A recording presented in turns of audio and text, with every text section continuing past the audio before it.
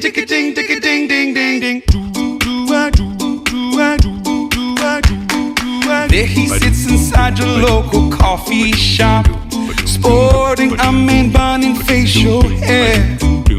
Somehow he believes, although he has no job, that by his 30s he will be a millionaire.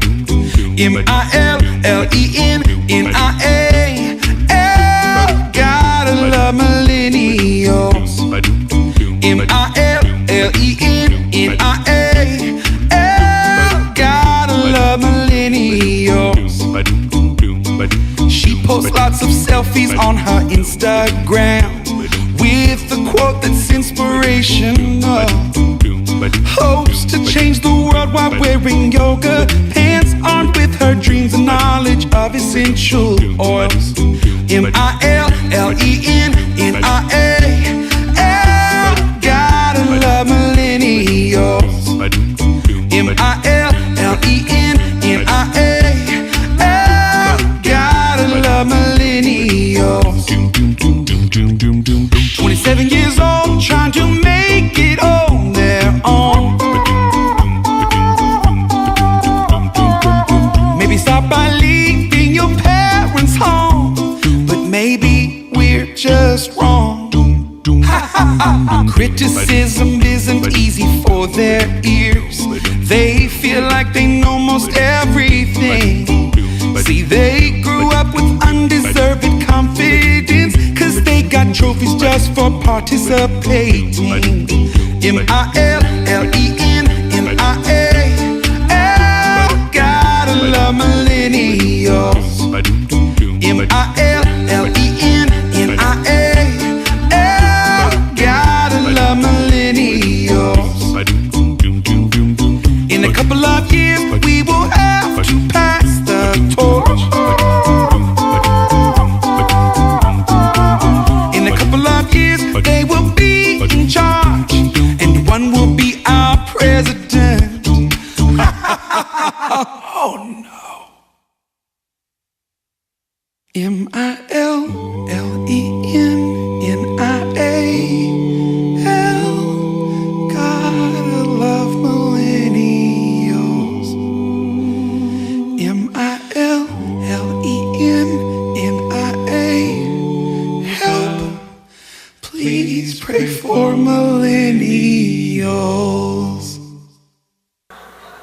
That's a funny video. This guy who made that, Micah Tyler's his name, he made that video for his church in preparation to, at the beginning of a talk about millennials and reaching that generation.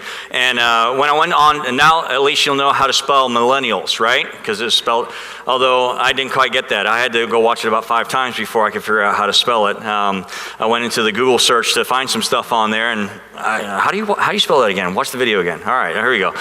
So, but I like to watch read through the comments. If you look that up on YouTube, you can kind of scroll through the comments below it.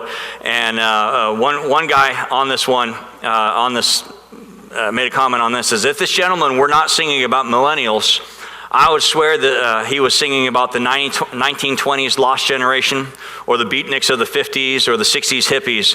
But as the saying goes, plus le change, plus c'est la même chose, which is French to say, the more it changes, the more it's the same. And which echoes what Scripture says. There's nothing new underneath the sun. And it's fun. This video is really fun, quite funny. But quite honestly, if you go back throughout history, you see that young people are not really scorned, but the older generation who's already gone through life have something to say about the young people. And so I went through on the internet and kind of looked for different publications that had something to say about the young people growing up in their age. And of course, it's on the internet, so it's true. And so, but these are verified sources. But there was in 1904, the beginning of our century, the previous century, not my century that I was born in. A publication by the name of The Psychology of Adolescence said this: never has youth been exposed to such dangers of both perversion and arrest as in our own land and day. Increasing urban life with its temptations, prematurities, sedentary occupations, and passive stimuli, just when an active life is most needed. Early emancipation, or getting out of work early, is what that is referring to, and a lessening sense of both duty and discipline, the haste to know and do all befitting man's estate before its time, the mad rush for sudden wealth, and the reckless fashions set by its gilded youth. All these lack some of the regulatives they still have in older lands and more conservative conditions. So you even see at the very beginning of 1904, you see them criticizing the youth that are coming up with all the things that they had to deal with in their day. And they were saying, my goodness, this youth have such a land and a time to grow up in, and it's so bad and everything about it. And they're talking about their culture in that way. Well, if you go back even further than that, in July of 1859, in a publication called Scientific American, it was talking about a game that had come out, and all the youth were getting into it and the dangers of it. And you know, we talk about kids, and they're always on their video games, playing the whole time, and they're going to rot their brain. And well, in 1859, they had the same problem. In this publication, it said this: a pernicious excitement to learn and play this game has spread all over the country, and numerous clubs for practicing this game have been formed in cities and villages. This game is a mere amusement of a very inferior character, which robs the mind of valuable time that might be devoted to nobler acquirements, while it affords no benefit whatever to the body.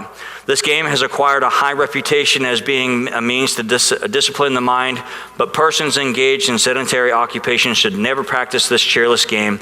They require outdoor exercises, not this sort of mental gladiatorship. Well, what was this game that they were raging on about? Chess, the game of chess.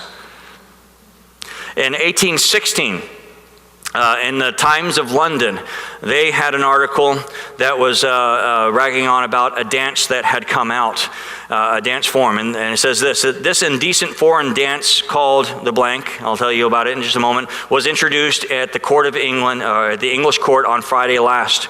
It's quite sufficient to cast one's eyes on the voluptuous intertwining of limbs and close compression of the bodies, to see that it is far indeed removed from the modest reserve which was hitherto considered distinctive of English females. Now that it is forced on the respectable classes of society by the evil example of their superiors, we feel it a duty to warn every parent against exposing his daughter to so fatal a contagion. So what was this fatal contagion of a dance? It was the waltz in 1816. In 1624, a book was written named The Wise Man's Forecast Against the Evil Time, written by Thomas Barnes, who was a minister of St. Margaret's Church on New Fish Street in London. He bemoaned this: the youth were never more saucy or rude or sassy, yea, never more savagely saucy. The ancient are scorned, the honorable are contemned, and the magistrate, which is the law enforcement of that time, is not dreaded. And we hear that criticism about our young people. Go way back to even when Jesus was growing up. And here's what Horace said in 20 BC in the book 3 of Odes: our sires, or our fathers' age was worse than our grandsires, and we their sons are more worthless than they. So in turn we shall give the world a progeny yet more corrupt. And of course you can hear the sarcasm there, that, you know, hey, they're always having this complaint about the young people coming up and the day that they're living in and everything. And one of the other comments on this video that we just watched said this: the secret, that's the secret. Every generation, when it's young, wants to change the world. And every generation, when it is young, achieves this. But then every generation, having achieved its goal of changing the world, sits back and gets complacent. And that starts, and then starts to go all back in my day, Sonny, on the newest generation. In short, every generation has improved society, and millennials are no exception. And so I wanted to present this today as a realization that we need to reach the next generation. And whether it's the GI generation of the early 1900s that went through World War I, or the silent generation of the mid-20s through the mid-40s that went through World War II, the baby boomers, the Generation Xers, that's me, I'm a Gen Xer, millennials, or even the new generation that's coming up that they've entitled the iGeneration, talking about iPads, iPhones, that kind of a thing, not me, myself, and I, but the iGeneration. Each generation is not only loved by God, not only known by God, but is loved by God and created by God. And he desperately wants to redeem them and be glorified in them. And as we as God's church have the mission of reaching the next generation for Christ. Psalm 145 verse 4 says this, "One generation shall praise your works to another and shall declare your mighty acts." And so God's desire for our church here today, as we live in the society that we live in the place that we live in, God's desire is that we as God's church reach the next generation for him. And so to do that, I wanted to look at a few things. First of all, I want to look at the command of God. What is God's command to us? And of course, I want to go way back to the very beginning. Way back to the very beginning. What was God's idea for mankind as he set it out in the very beginning? Well, first of all, we see that God's command is to reproduce in God's image. To reproduce in God's image. In Genesis, we find that God created man in God's own image. Genesis chapter 1, verse 26 says this, "Then God said, let us make man in our image, according to our likeness." So God created man in his own image. The image of God, he created him. Male and female, he created them. Then God blessed them, and God said to them, "Be fruitful and multiply, fill the earth and subdue it." And so God's plan from the very beginning of time was for us to raise up a generation in his image. God created man in his own image and said, "Go reproduce. Go and make more of you. That's in my image." And you see that at the very beginning of the Old Testament. You also see it at the very end of the Old Testament in Malachi chapter 2, talking about marriage and how that had changed in the state of Israel at that time. And he was talking about how God made the two, the male and female, one through marriage for what purpose? And he says this in Malachi chapter 2, verse 15, "Did he not make them one, having a remnant of the Spirit? And why one?" In other words, why did he plan for this? And he said this, "For he seeks a godly offspring."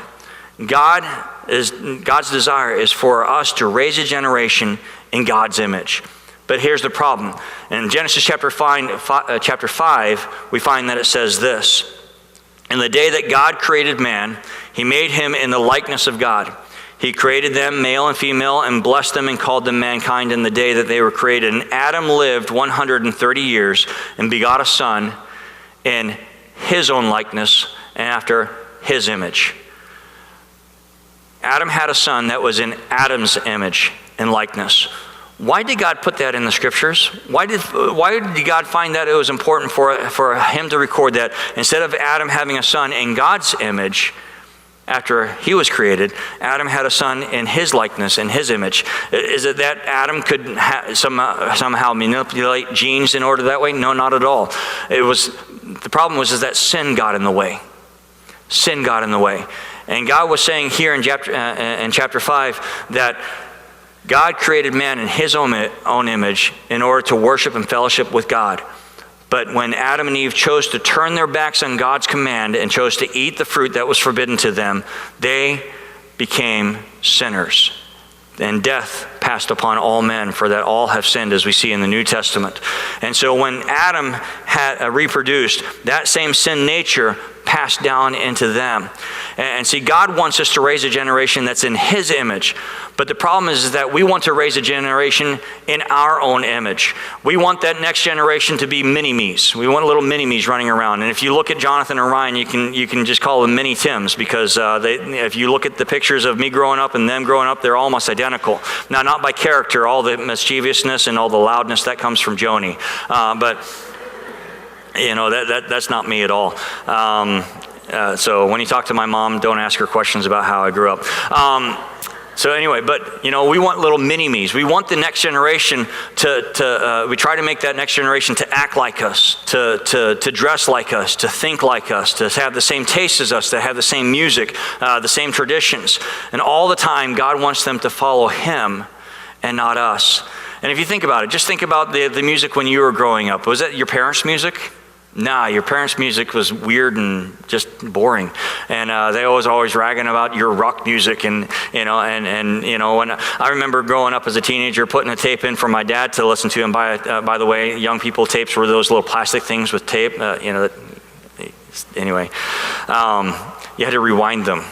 And so I stuck it in, and I liked the song, and my dad says, sounds like noise to me. It was an awesome song. And it was Jars of Clay. It was a Christian group. And but yeah, it sounded like noise to him. It was awesome. I liked it. But you know what? Our music, just take music. It's changed throughout the years, all the way through. But God wants us to follow him and not us. And so God's first command is to reproduce in God's image. Secondly, God commanded that we train and teach the next generation, to train and to teach the next generation. Deuteronomy Chapter 6. If you want to go ahead and turn to Deuteronomy Chapter 6, I'll be there for the next couple of points and just be planted there. But Deuteronomy Chapter 6, verse 1 says this, now these are the commandments and the statutes and the judgments which the Lord your God commanded to teach you, that you might do them in the land whether you go to possess it, that thou mayest fear the Lord your God, to keep all his statutes and his commandments which I command you, you and your son and your son's sons. Do you see the generational, the generations that God wants us to touch? His laws to go through the generations. You, your son, and your son's sons. All the days of your life, that your days may be prolonged. Hear therefore, O Israel, and observe to do it, that it may be well with you, and that you may increase mightily, as the Lord God of your fathers has promised you, in the land that flows with milk and honey. Hear, O Israel, the Lord our God is one Lord, and you shall love the Lord your God with all your heart, with all your soul, and with all your might. And these words which I command you this day shall be in your heart, and you shall teach them diligently to your children. And you shall talk of them when you sit in your house, when you walk by the way, when you lie down, and when you raise up. And you shall bind them for a sign upon your hand, and they shall be as frontlets between your eyes, and you shall write them on the doorposts of your gates. This section of Scripture is known as the Shema in Judaism, and it's one of the most important sections of Scripture in all of Judaism. And what you'll find, if you go to a Jewish home, even today, you'll find one of these. And I know this is kind of small to see, so I've put it up on the screen there for you to see. This is called a Mezuzah, and you'll find it on the doorposts of every Jewish home as you go into it. And inside each one of these Mezuzahs is a tiny little piece of paper that when it's unfolded, and actually they never ever take this out, it's just up there, but you'll find a tiny little piece of paper inside there that's written in Hebrew, and what's on this paper is this passage of Scripture that we just wrote, that we just read. Hear, O Israel, the Lord our God is one, and you shall love the Lord your God with all your heart, with all your soul, and all your mind. Which, if you remember, when Jesus was asked what's the most important command, it was this one: love the Lord your God with all your heart, with all your soul, all your mind. And the second was like unto it, love your neighbor as yourself. And the people of God were instructed not only to have this upon their doorposts, but to have it upon their heart and to teach it diligently to their children. When? In a classroom situation in Sunday school? No.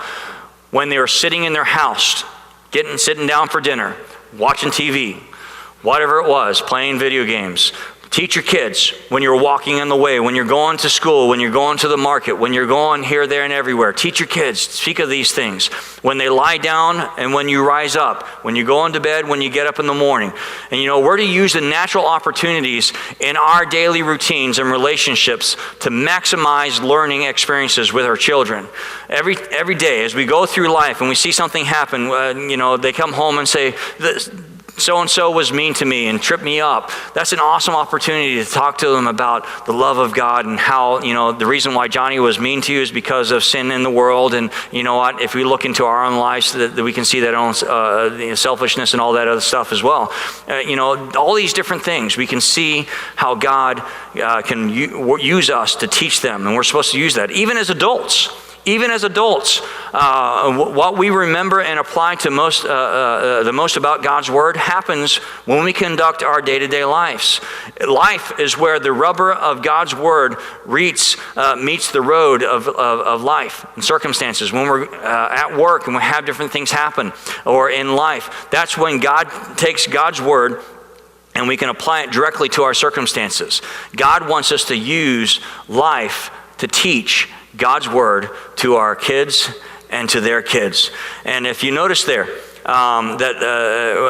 Proverbs 22, verse 6, it says this: train up a child in the way that he should go, and when he is old, he will not depart from it. And the emphasis there, and we hear that quoted all the time, in the way that he should go and he will never depart it, meaning, and we think that, as long as we teach our kids all the Bible stories and raise them in church, that when he's old, that'll stick with him. But the emphasis there is in the way that he should go. In other words, knowing your child's own temperament and raising them in a way that they can flourish in the way that God's created them. And Ephesians chapter 6, verse 4 says this, and you fathers, don't provoke your children to wrath, but bring them up in the training and admonition of the Lord. Did you notice there back in Deuteronomy chapter 6, the gender of the people that God was talking to? You, your sons, and your sons' sons. Men, listen up, because the men in our society are falling way short of this. The responsibility of leading your children in the ways of God is not your wife's, it is yours. And we have too easily delegated that and shirked our responsibility in raising our kids. I always hated it when Joni was out doing something and they asked her, where's the kids? Is your husband babysitting them? I don't babysit my kids. They are mine. I watch them. And so guys, we need to quit thinking of the wife as the primary responsibility of taking care of the kids and doing all and making sure that they get, that's our responsibility. God has given us our wife to help us with that, which means the main responsibility lies with us. We are to lead our families in the way of God and not delegate it to somebody else. And so we're supposed to train our kids up to teach and to train the next generation. Thirdly, we see that we're supposed to remind and retell of God's works. Remind and retell of God's works. Again, later on there in Deuteronomy chapter 6, look at verse number 10. It says this, so shall it be when the Lord your God brings you into the land which he swore to your fathers, to Abraham, Isaac, and Jacob, to give you large and beautiful cities which you did not build, houses full of good things which you did not fill, hewn out wells which you did not dig, vineyards and olive trees which you did not plant.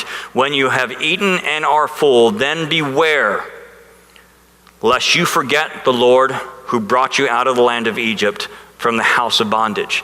And isn't it all too often that when life is going fine and everything's well and we have success in our life, that we're too easy to forget that it's God who has given us those abilities. God has given us the life that we live in order and the opportunities for us to live the life that we have, to be able to do the jobs that we have. And we forget God. And God has to bring things into our life to get us to come back to him. And you know what? God uses those situations for us to be molded into his image. And so we can't forget, and we also can't forget to remind our kids also. Look at verse 20 there, in verse 20 in chapter 6. When your son asks you in time to come, saying, what is the meaning of the testimonies, the statutes, and the judgments which the Lord our God has commanded you? Then you shall say to your son, we were slaves of Pharaoh in Egypt, and the Lord brought us out of Egypt with a mighty hand. And the Lord showed signs and wonders before our eyes, great and severe, against Egypt, Pharaoh, and all his household. Then he brought us out from there, that he might bring us in, to give us the land which he swore to our fathers. And the Lord commanded us to observe all these statutes, to fear the Lord our God for our good always, that he might preserve us alive as it is this day. And so basically he was telling them, when your kids ask, why do we go to church on Sundays? Why do you always, when I ask for advice, you say, well, what does the Bible say? This is what the Bible says. This is what God's word says. This is what the 10 Commandments say. Why is it that you always go to the Bible for direction? And he was telling them, when that happens, tell them, because we were slaves in Pharaoh and God brought us out by many signs and wonders.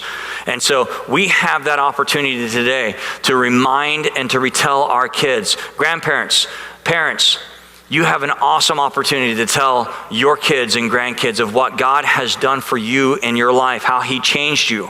I remember one of my favorite things when I came back to America was being able to go to my grandparents' home. And I don't have very many memories of my grandparents because they died when I was very young.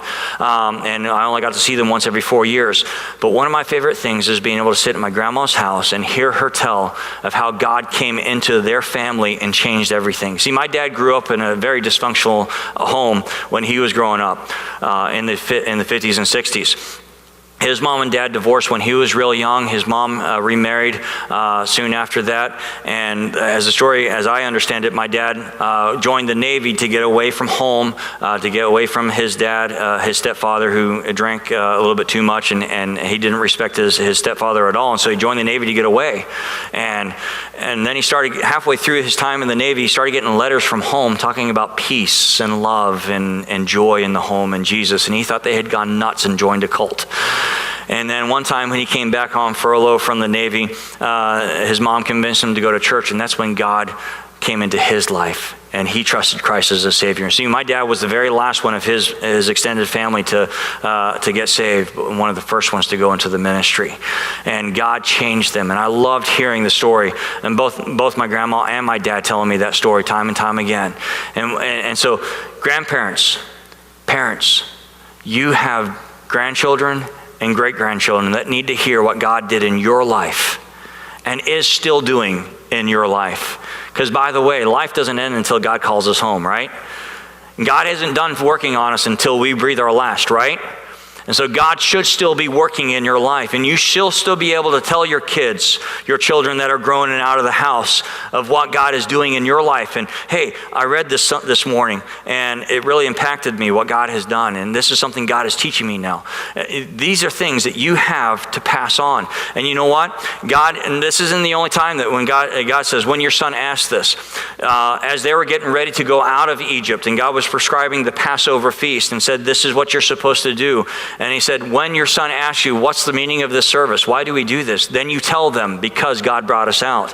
And just as they went into the land of Israel, God instructed that they get 12 big boulders and stack them in a pile. So when the kids and future generations says, what's the meaning of this? Then they could say, God brought us out to bring us in. And God has brought us out of the slavery of sin to bring us into his family, to give us a hope for a future and to give us a purpose in life, which, by the way, the Millennials are searching for. They're searching for a hope for the future and a purpose for life, because all their life they've been taught that they are just a result of an accident that happened billions and billions of years ago. And because of that, they are finding no purpose in life. And we are finding that many are ending their life because they find life purposeless. But there's purpose in God and in his ways. So we see the command of God. Next, I want to look at the failure of his people. The failure of his people. And if you'll turn over to Judges chapter 2, that's just a couple of books further, we will find that, now let me set the scene here, okay? You've got Genesis, Exodus, Leviticus, Numbers, Deuteronomy, which is the first books of the law, which tells the history of how God created everything, brought Israel into Egypt, brought them out, and how he led them through. And then you have Joshua, which tells a story of how God took them into the land, conquered everything, gave them to it. And so then we see this in Judges chapter 2, we see at the end of Joshua's life, after he's conquered everything, and they have accomplished what God has brought them to do. Verse number 6 says this, and when Joshua had dismissed the people, the children of Israel went each to his own inheritance to possess the land. So the people served the Lord all the days of Joshua and all the days of the elders who outlived Joshua, who had seen all the great works of the Lord which he had done for Israel. And that's a great testimony of that generation, that they served God all the way through their life. Now, this generation wasn't the same generation that was brought out of Egypt. If you remember that generation, when they got to Israel, they sent the spies in, and the spies came back, and 10 said, there's giants in the land, we can't do this, it's too hard for us, let's go back to Egypt. But 2 of them, Joshua and Caleb, said, God is bigger than the giants that are in the land, and God said we can do it, and he's on our side, and we should go in. But they chose not to believe God, and so God took them through the wilderness. That generation died off. So this generation that's talking about Judges here is the generation that came up after them, that wandered in the wilderness and saw God provide the manna for them. God provide the quail for them. God provide water for them where there was no food, no water. This was the generation that went into the land and saw God as they marched around the walls of Jericho. Those walls just fall flat. This is the generation that saw God as they stood on the mountain and watched God defeat the entire army out there without them having to do anything. This is the generation in another situation where they saw God stop the sun in the sky so that while they were fighting, they could defeat the enemy. and they needed extra daylight hours. They saw all God do all those mighty works, and they served God their whole entire life. And I pray, God, that would describe the generation of our day, that we would serve God all the days of our life till our dying breath. But there's a sad testimony that comes up after this. Look at verse number 8. Now Joshua the son of Nun, the servant of the Lord, died when he was 110 years old, and they buried him within the border of his inheritance at Timnath-Heres in the mountains of Ephraim on the north side of Mount Gaash. When all that generation had been gathered to their fathers, look at this, another generation arose after them who did not know the Lord, nor the works which he had done for Israel. Then the children of Israel did evil in the sight of the Lord and served the Baals, and they forsook the Lord God of their fathers who had brought them out of the land of Egypt, and they followed other gods from among the gods of the peoples who were around them, and they bowed down to them, and they provoked the Lord to anger, and they forsook the Lord and served Baal and the Ashtaroths. And so began an ever-repeating cycle of the children of Israel. You see the cycle repeated 7 times in the book of Judges alone. They would forsake God. God's wrath would be kindled against them. God would give them into the hands of an enemy. They would cry out to God under the distress. God would deliver them by sending a deliverer. They would serve God, and then they would repeat the cycle where they forsook God, God's wrath, God's judgment. They cried out, God delivered. And again and again and again. I remember one time reading through the Kings and the Chronicles of the Scriptures and seeing the cycle over and over again. And I wondered, how in the world can they be so stupid that they keep making the same mistakes? And then I realized it wasn't the same people making the same mistakes. It wasn't them.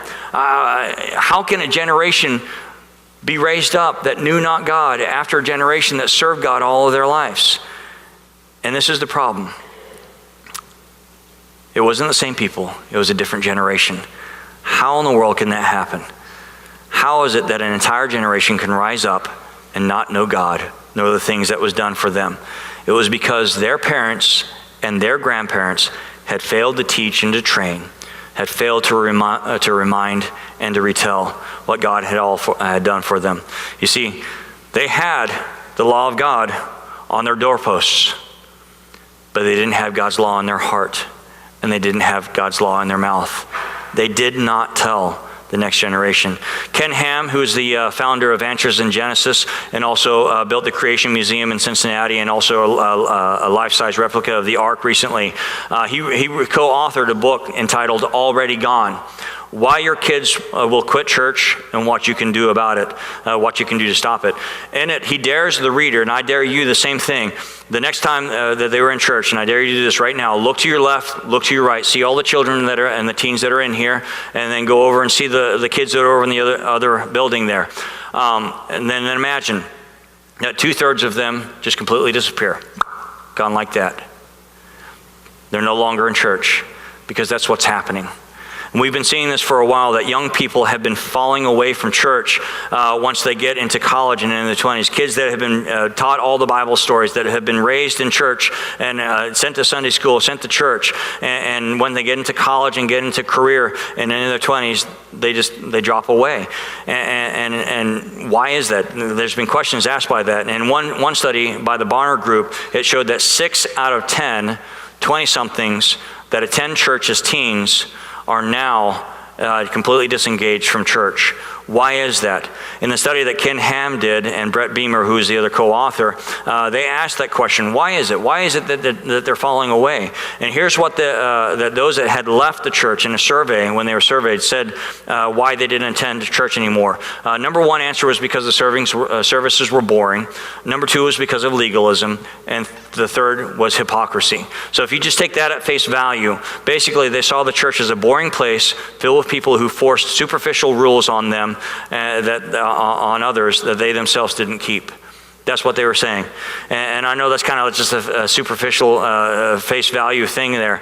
But when explored even deeper, it came down to parents who said did one thing on a Sunday, but did something else on the rest of the week. There was a completely disengagement between what they claimed to be and what they were. And sadly, the church has been guilty of the same thing that the children of Israel did. They had the law of God on their doorposts for show, but it wasn't in their hearts. They didn't live it.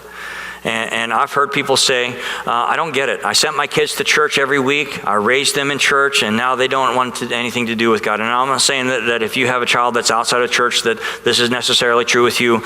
God holds each one accountable for their own decisions. God did it with the children of Israel. They were culpable for their decisions. But, I've heard people and talked to people who say this, and I know that their lifestyle is completely different than what they say. It doesn't match up with what God's word says. And they were saying these things. In the back of my mind, I'm thinking, you don't raise your kids in church. You raise your kids at home.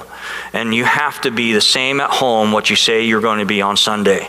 The Life Application Bible, a note on Judges 2:10 says this: it's tempting to leave the job of teaching Christian faith to the church or to Christian schools. Yet God says that the greatest responsibility for this task belongs to the family.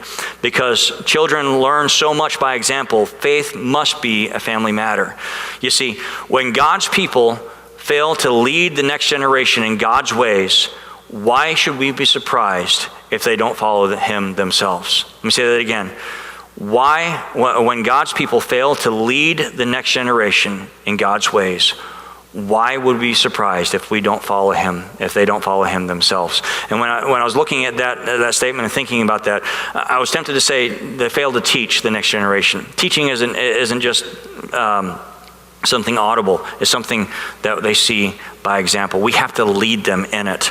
And I pray, God, that is not what our homes are like. I pray, God, that that's not what my home is like. I don't want to be a hypocrite. I don't want to be one thing on Sunday and something completely different the rest of the week. And so that's the failure of the people. And let's look at the response of the church. The response of the church.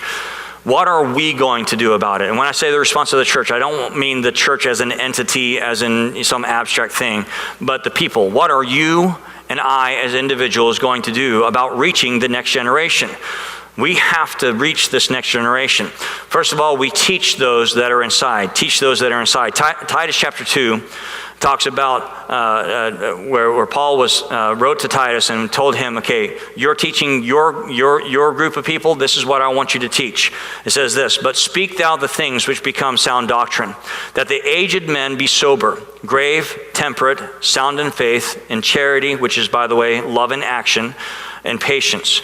The aged women, likewise, that they be in behavior as becomes holiness, not false accusers, not given to much wine, teachers of good things, that they may teach the young women to be sober, to love their husbands, to love their children, to be discreet, chaste, keepers at home, good, obedient to their own husbands, that the word of God may not be blasphemed.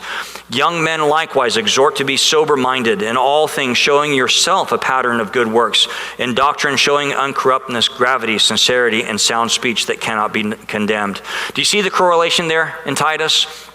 Do you see it there? Jewish literature does this frequently. It's like a sandwich of thought. It's where you got four sections of people here: older men, older women, younger men. And the way Jewish literature does it is that the first and the last correlate to each other, and the two in the middle correlate to each other. So it's clear from here that the older men are to teach the younger men, and the younger women are to teach the older women are to teach the younger women. How is that done? It's not done necessarily in a classroom setting. It's not done in Sunday school or connection groups, even though that is a place for us to learn those things. But it's done by example. It's done by time spent with them, by doing life with them. You see, kids are, these millennials, this next generation, are growing up and they're getting into life and they're getting into college, they're getting their careers, they're meeting their potential spouse, they're beginning families, they're having kids, they need help. How do I change a diaper? How do I cook a meal? How do I balance a checkbook? How do I do these things? And they're wanting to know, and they need this information, and we need to be the ones to teach them. Not only that, just life, but also godliness. We need to teach them, okay, what does God's word say about this, about that, about sexuality, about marriage, about child rearing, about discipline and how to raise kids. And so it's done by time spent with them. The word there, sound doctrine, makes for good sound doctrine. It's not an abstract philosophy or an idea, but it's a practice and an action. Paul told Titus to teach for sound doctrine, that people live correctly, Not that they hold correct confessions or beliefs, but correct living. And so it's done by coming alongside of them and saying, hey, I see you're struggling in this area. Here, let me show you what God's word says about this. That this is how you take care of your kids, and how you do this is by time spent with them, mentoring them, taking them out to dinner, asking them how their life is going, how their parents are doing, how their job is going, how's the home life. Paul did this. Paul did it. It's how Paul did it. If you notice, if you read through the book of Acts, and as you read his letters, you always notice that he had somebody with him. He was never alone in ministry. 1 Corinthians, it was Paul and Sosthenes. 2 Corinthians, Colossians, Philippians, it was Paul and Timothy. In 1 Thessalonians, it was Paul and Timothy and Silas. It was Paul and somebody. We need to spend time with them, getting to know them as individuals, because they aren't a stereotypical thing that can be put into a song. There are individuals who want to be known. One millennial, as they were asked about church and what they desired to see in church, this person said this: wow me, befriend me, and let's make a difference. They want to be known as individuals, just like anybody else. So we need to teach those that are inside, and we need to reach those that are on the outside. Reach those that are on the outside. We have to reach the outside world, the unchurched, those that are disengaged from church, whether they're unchurched Christians, unchurched unbelievers. It doesn't make any difference. We need to reach them. In 1994, 62% of Americans attended church regularly. More than half attended church on a regular basis. In 2013, only about half attended regularly. In 2014, a survey showed that approximately 23 of all Americans of all ages said that they had no religious affiliation at all. That's 23 of all Americans. When it was narrowed to a smaller subject of 30 and below, it was 36% of those said that they had no religious affiliation. Not that they're unreligious, but they had no religious affiliation. Other surveys have shown that millennials are very spiritual. They have a great interest in spiritual things. They just don't necessarily think that the church is that a place to find that. And we need to be able to convey to them and talk with them and sit down with them and ask them questions about where they and relate to them and where they're starting at, and take them from where they're at to where Christ is. And I know that you filled in the last blank, but I want you to write down a few other things that are in, because these aren't on your notes there. People matter. We have to reach them. People matter. This generation has to be reached. How do we reach them? Okay? 3 things. First of all, and by the way, this message isn't going to teach you everything that you need to know in order to reach. It's not going to solve the situation. Neither should it, because it's such a complex topic. But here's 3 things that we need to do in response of this. First of all, we need to develop a desire and a burden to see young people come to Christ. We need to develop that burden for others, for the next generation. We need to ask God to give us a burning desire to see more young people in the church. Look around. See all these empty seats here? I would love to see every single one of these seats filled up with young people that will be earnestly desire to serve God with their life. So we need to develop a burden and a desire to seeing young people to come to Christ. We need to be praying on a regular basis that God would do that through us. We need to change our mindset towards them.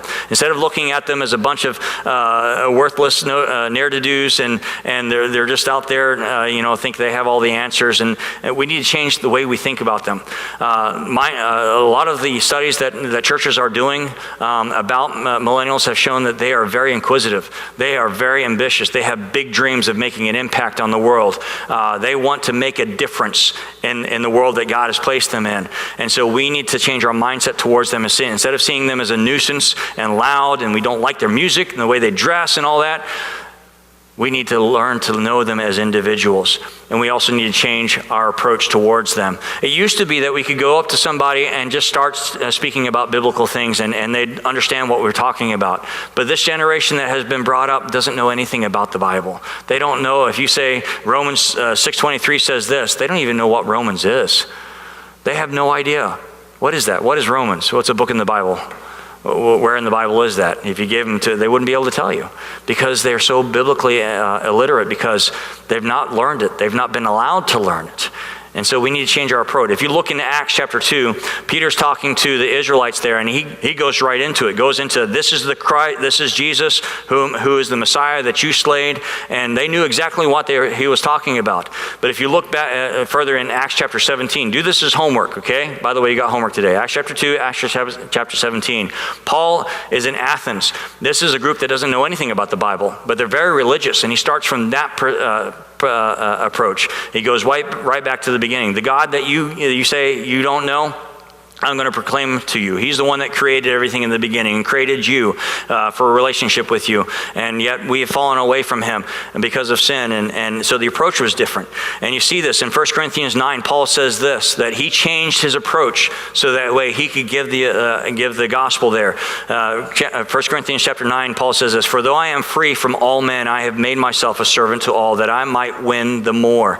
And to the Jews I became as a Jew, that I might win the Jews. To those who are under law, as under the law, that I might win those that are under the law. To those who are without the law, as without the law, not being without the law toward God, but under law toward Christ, that I might win those who are without the law. To the weak I became weak, that I might win the weak. I have become all things to all men, that I might by all means save some.